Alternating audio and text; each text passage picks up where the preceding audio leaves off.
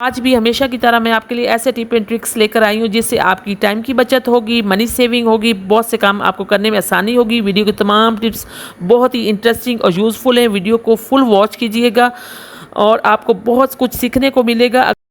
जी तो बिस्मिल्लाहिर्रहमानिर्रहीम। जी तो आज हैं टिप नंबर 1 की तरफ। यहाँ पे साबुन को लेकर है, साबुन के रैपर को लेकर है। साबुन का जब भी हम साबुन अपने घर लेकर आते हैं तो इस तरह के रैपर जो होते हैं हम फेंक देते हैं अक्सर कूड़े में। तो आज के बाद आप बिल्कुल नहीं फेंकिएगा क्योंकि ये बहुत ही काम की चीज़ है। आपने करना क्या, आपने बास्केट में सबसे पहले ये डाल देना है रैपर और इसके ऊपर आपने प्लास्टिक का शॉपर चढ़ा देना है। इसमें अब चाहे जितना मर्जी आप बास्केट में कूड़ा फेंकें, आपको बैड स्मेल नहीं आएगी और आपके जो है बास्केट भी साफ़ सुथरी रहेगी इस तरह से। तो आज हैं टिप नंबर 2 की तरफ। ये भी बहुत ही इंटरेस्टिंग और बहुत ही अमेजिंग और बहुत ही यूज़फुल है, बहुत ही काम आएगी आपके। यहाँ पे इस तरह के बैग तो हम सभी के घर में आते हैं और हम फेंक भी देते हैं। तो आज के बाद इसको फेंकिएगा नहीं क्योंकि ये बहुत ही काम की चीज़ है। आपने करना क्या है, इसको हाफ में आपने काट लेना है। इसको जिस तरह से मैं काट रही हूँ, इसको आधा आपने काट के अब जो बाकी का है ये इसके ऊपर आपने ये खोल लेना है। नीचे वाला पार्ट जो है इसको आपने हाथ की मदद से खोल लेना है और इसके ऊपर ये दूसरे वाला जो पार्ट है जो हैंड बैग जहाँ से पकड़ते हैं वो आपने इसके ऊपर चढ़ा देना। अब डबल शॉपर को आप इस तरह से किसी भी चीज़ से जोड़ लें, या तो स्टेपलर कर लें या तो फिर आप इससे गम से जोड़ लें और फिर ये बिल्कुल एक ज़बरदस्त हमारा जो है बैग हमारे पास तैयार है। अब इसमें आप चाहें तो बच्चों के कुछ कपड़े वगैरह रख लें, चाहे तो बड़ों के कपड़े आप इस तरह से तय लगा के रख लें और बहुत ही अच्छी ऑर्गेनाइज हो जाएंगे कपड़े और अलमारी में भी रखे हुए अच्छे लगेंगे। चाहे तो आप स्लीपिंग सूट इसमें रख लें, चाहे तो अंडरवेयर रख लें, चाहे तो बच्चों की सॉक्स रख लें। इस तरह की चीज़ें आप रख सकते हैं और बहुत ही ज़बरदस्त बैग है। तो आज हैं टिप नंबर 4 की तरफ। ये भी बहुत ही इंटरेस्टिंग है और बहुत ही यूज़फुल है। अगर हमारे पास हमारे शूज़ जो है इस तरह से आपको पता है जो येलो हो जाते हैं, नीचे वाला पार्ट जो है ये येलो हो जाता है और ये अच्छे भी नहीं लगते इस तरह से अगर इनकी सफाई ना की जाए। तो कोलगेट जो है हमारे दांतों के साफ़ करने के लिए भी काम आती है और चीज़ों को साफ़ भी हम इससे कर सकते हैं। जिस तरह से हम अपने दांतों को चमकाएंगे इसी तरह से आज हम शूज़ों को भी चमकाएंगे। आपने एक ब्रश ले लेना है जो आपने इस्तेमाल नहीं करना, वो वाला ब्रश आप रख लें और इससे आप शूज़ साफ़ कर लें। ये बहुत अच्छे साफ़ हो जाते हैं। तो आपने कोलगेट लगा के थोड़ा सा आपने पानी यूज़ करना है इसके साथ और इसको अच्छी तरह से रब करना है जब तक कि ये वाइट ना हो जाए। जब अच्छी तरह से आपने शूज़ को चारों तरफ से रब कर लिया ब्रश की मदद से तो आप देख सकते हैं कितनी ये बैल कुचैल इसकी निकल रही है और ये कितने अच्छी तरह से साफ़ हो रहे हैं। तो फिर इसको आपने साफ़ जो कपड़ा है उससे आपने इसको साफ़ कर लेना है और फिर गीले कपड़े से भी आपने साफ़ शूज़ों को कर लेना है। ये देखिए टूथपेस्ट से बिल्कुल नए जैसे शूज़ हो गए हैं आपके, बिल्कुल भी ये लग नहीं रहा कि ये पुराने शूज़ हैं और देख सकते हैं आप इनका कलर का फ़र्क। तो बहुत ही मेरी यूज़फुल टिप है, आप ज़रूर इसको यूज़ कीजिएगा। तो आज है अगली टिप की तरफ। ये भी बहुत ज़बरदस्त टिप है। तो यहाँ पे आपने एक बॉल में जो है पानी ले लेना है और इसमें 1 चम्मच मीठे सोडे की डाल देनी है और 1 चम्मच डिश लिक्विड की डाल देनी है और इसको आपने अच्छी तरह से मिक्स करना है। और इसके बाद जो चीज़ मैं डालने लगी हूँ ये आपने ज़रूर यूज़ करनी है। यहाँ पे हमारे पास जो एक्सपायर मेडिसिन हो जाती हैं और हम इनको फेंक देते हैं, आज के बाद बिल्कुल नहीं फेंकिए गया क्योंकि ये बहुत ही काम की चीज़ है। और 1 या 2 गोली इसके अंदर आपने डाल देनी है और इसको अच्छी तरह से मिक्स कर लेना है।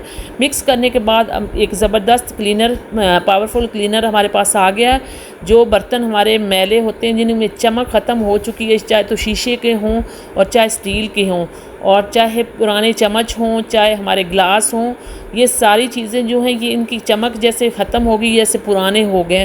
तो आप इस तरह का क्लीनर आप बना के इनमें थोड़ी सी 10 मिनट डिप कर लें और डिप के करने के बाद आप इस तरह से इसको वॉश करें, हाथ की मदद से इसको रब कर लें अच्छी तरह से।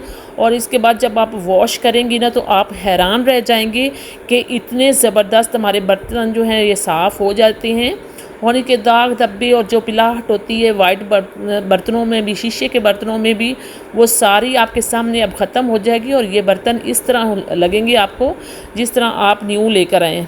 तो इस तरह मैंने सारे ही बर्तनों को अच्छी तरह से रब कर लिया है और इनको अच्छी तरह से मैंने कर लिया है। और अब इसको मैं वॉश करके आपको दिखाऊंगी कि कितने ज़बरदस्त हमारे बर्तन जो हैं ये साफ़ हो चुके हैं। आपके चाहे जितने बर्तन मर्ज़ी हों, आप इस तरह से इनको वॉश करें।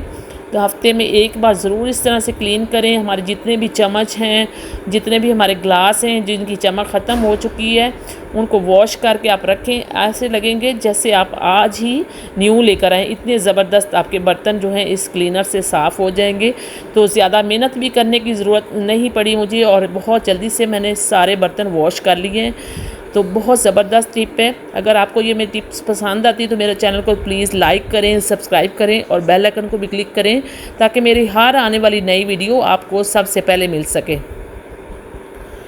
तो आगे चलें। तो ये देख सकते हैं आप बर्तन के हमारे बर्तन कितने साफ़ हो गए हैं।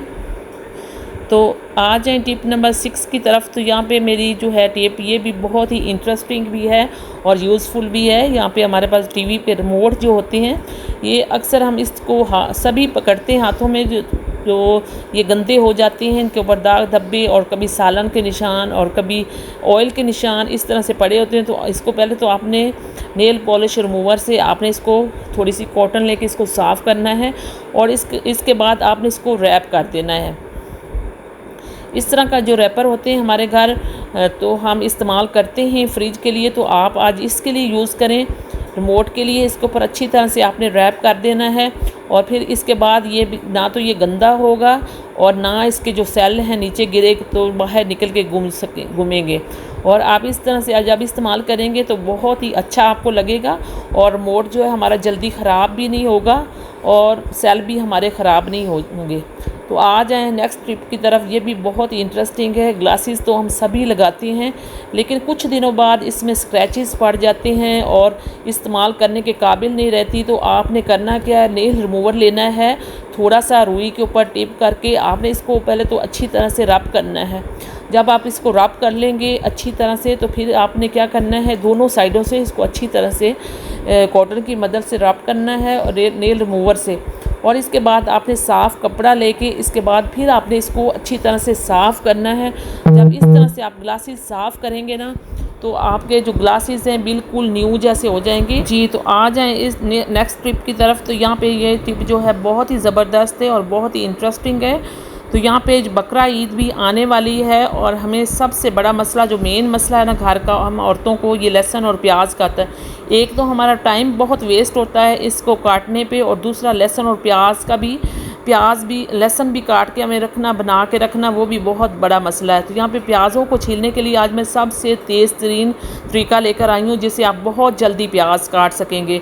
तो छुरी की मदद से तो हम हमेशा ही काटते हैं प्याज और कभी मोटा कट जाता है और कभी किस तरह से काट जाता है। तो आज मैं पीलर की मदद से आपको प्याज काट के दिखाऊंगी। ये देखें, इसकी मदद से प्याज बहुत बारीक भी कटेगा और बहुत तेज़ी से भी कटेगा और बहुत अच्छा। मैं तो इसी तरह से काट लेती हूँ, चाहे 10 किलो प्याज भी हो, मैं बहुत जल्दी इस तरह से काट लेती हूँ पीलर की मदद से। आप भी ये इस्तेमाल करें, इससे बहुत तेज़ी से प्याज काट जाते हैं। और दूसरा तरीका ये है कि स्टील का ग्लास जो होता है ये सभी के घरों में मौजूद होता है, इससे भी आप बहुत अच्छे तरह से प्याज को काट सकते हैं। 2 तरीके हो गए।